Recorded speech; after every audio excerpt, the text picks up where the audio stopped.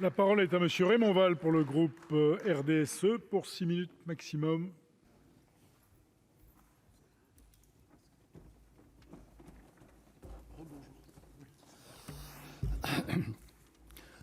Monsieur le Président, Monsieur le Ministre, Madame la rapporteure, mes chers collègues, le président Larcher, lors du 102e congrès des maires qui a placé les maires au cœur de la République, a souligné dans son allocution « La commune n'est pas le monde d'hier. Le maire est aujourd'hui plus que jamais un acteur essentiel de la République. Lorsque le temps du dialogue est venu, c'est d'abord autour de la mairie, autour des maires, que les citoyens se sont rassemblés, se sont mis à échanger. » Je suis heureux de constater que la proposition de loi de notre collègue Hervé Marseille, que j'ai co-signée, a été adoptée à l'unanimité par la commission des lois, dont je salue le travail, ainsi que celui de la rapporteure, Mme Agnès Canayer. Mais à la lecture du compte rendu, l'adoption de ce texte semble être menacée par des arguments de deux ordres. D'abord, le premier, des arguments juridiques, sur lesquels, j'en suis sûr, les amendements proposés apporteront des solutions, mais surtout, le second, sur le plan financier. Et c'est toujours ce problème du plan financier qui vient, trop souvent, s'opposer à des demandes qui émanent de nos territoires. Donc, par conséquent, la menace de l'article 40 me conduit à laisser les juristes résoudre des problèmes juridiques, mais en ce qui concerne l'impact financier, je souhaiterais faire quelques rappels et essayer de vous convaincre que dans les communes rurales en particulier, une naissance est vraiment quelque chose qui n'est pas, si vous voulez, malheureusement, qui est trop rare. Et par conséquent, ce que vous avez évoqué quant aux actes et à leur coût me paraît de nature à être un petit peu corrigé par ce que je vais vous rappeler. En effet, avant les années 70, il était donc coutume d'accoucher à son domicile. Mais une décision de supprimer l'accouchement de la cotation des actes de médecins généralistes a conduit évidemment les futures mères à trouver des maternités sur leur territoire. Et malheureusement, je prends le cas du Gers, il n'existe que 2 maternités et donc les difficultés de déplacement font qu'un grand nombre de mères futures mères sont obligées d'aller accoucher hors du département. Et donc, dans quelques décennies, certains départements n'auront plus que des naissances extraterritoriales.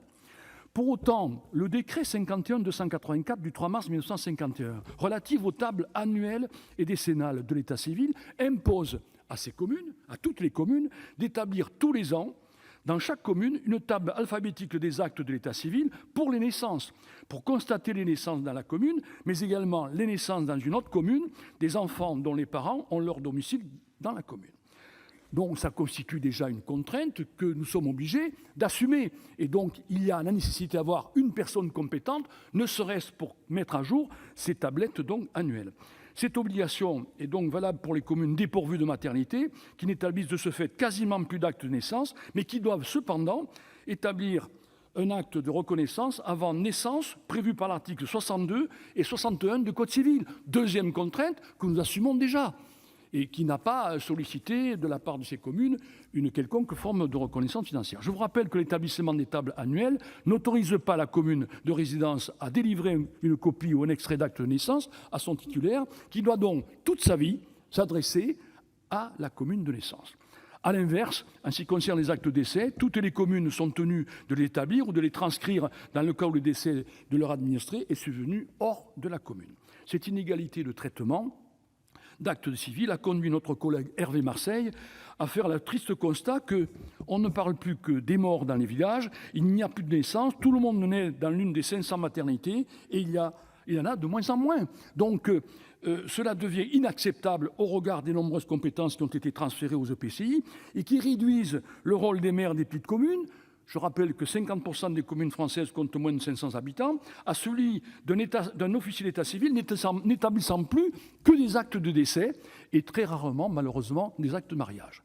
Je partage également le constat de la Commission sur les effets pervers de la concentration des naissances, à savoir l'effet symbolique qui a été évoqué de dépeuplement des registres, des états civils de ces communes dont les maires se décarcassent pour essayer de les revitaliser. Et donc, je trouve qu'au moment où les sondages nous laissent espérer, puisque 70% des Français ont évoqué la possibilité d'aller s'installer dans la ruralité, je trouve que c'est un signal très négatif, de même que l'effet d'abandon des services de proximité lorsqu'il faut aller déclarer ailleurs, évidemment, ou dans un autre département. Un impact potentiel sur le tourisme, ça a été évoqué. Imaginez le Gers sans d'Artagnan né à Lupiac. Mais comment on pourrait, évidemment, cela a été évoqué, voir disparaître de nos communes les personnages illustres. Donc tout ceci m'amène à vous dire, monsieur le ministre, le grand débat national a redonné aux maires et aux communes la reconnaissance qu'ils méritent. Et donc, j'espère que le gouvernement, en acceptant de prendre en compte ce texte, confirmera sa volonté de les avoir entendus. Merci.